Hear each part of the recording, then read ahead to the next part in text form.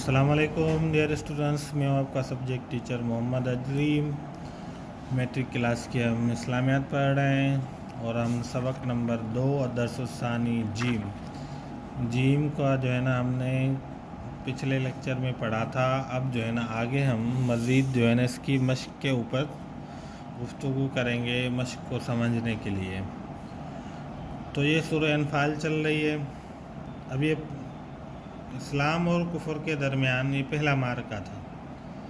मुसलमानों को इसमें बहुत सारी हिदायत दी गई। मुसलमानों के लिए अल्लाह तबारक व तआला ने बहुत सारी चीज़ें जो है ना यहाँ पे ज़ाहिर फरमाई। पहले क्योंकि कोई जंग वगैरह नहीं हुई थी, पहले ऐसा कुछ हुआ नहीं था, तो अल्लाह तबारक व तआला ने फिर इस पहली जंग में यानी जंग बदर में जो काफिर और मुसलमानों के दरमियान ग़ज़वा बदर हुआ था उसको इस सूरत में बयान किया है। उसका बयान चल रहा है। तो आपको पेज नंबर 31 सवालुल अव्वल नज़र आ रहा है कि कुफ़ार के साथ मुकाबले की सूरत में मुसलमानों को कौन से काम करने और किन बातों से बचने का हुक्म कर दिया। देखें, अब यहाँ पे आप ये समझ लें कि अल्लाह रब्बुल इज़्ज़त ने कुफ़ार के साथ मुकाबले की सूरत में जो मुसलमानों को हुक्म दिया है वो ये दिया है कि तुम्हें साबित कदम रहना है। क्या करना है? साबित कदम रहना है। अल्लाह और अल्लाह के रसूल की इताअत करनी है और अल्लाह का ज़िक्र करना है।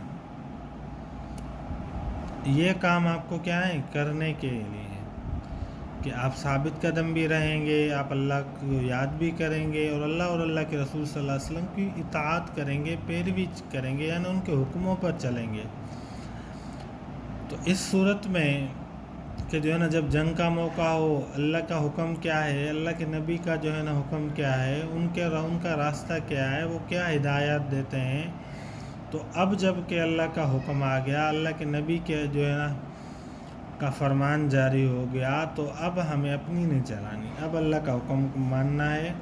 तो ये जो है ना कुफ़ार के साथ मुकाबले की सूरत में मेन चीज़ें हैं कि साबित कदम रहना। नहीं, साबित कदम रहना, ऐसा ना हो कि जो है ना तुम पीठ फेर के जो है ना भाग जाओ।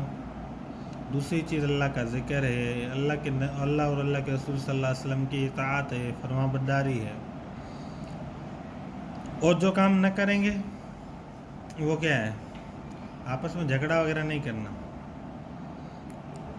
सब्र करना है। झगड़ा नहीं करना, सब्र करना है। और जो है ना अगर हम झगड़ा करेंगे तो जब आपस में लड़ेंगे तो फिर हम दूसरों से क्या लड़ेंगे? रोब और दबदबा चला जाएगा। और सब्र करेंगे तो अल्लाह तबारक व तआला सब्र करने वालों के साथ है। आगे ग़ज़वा बदर में मुसलमानों की नुसरत के लिए सवाल नंबर सवाल 2 है कि ग़ज़वा बदर में मुसलमानों की नुसरत के लिए नाज़िल होने वाले फ़रिश्तों को देखकर शैतान का क्या रद्द-ए-अमल था। और शैतान ने जब फ़रिश्तों को उतरते हुए देखा, शैतान सुराका बिन मालिक की शक्ल में इनके पास आया था, उनको कहा था तुम ही गालिब हो गए। जब जंग शुरू हुई तो शैतान ने देखा कि फ़रिश्ते उतर रहे हैं तो वो पीठ फेर के भागने लगा।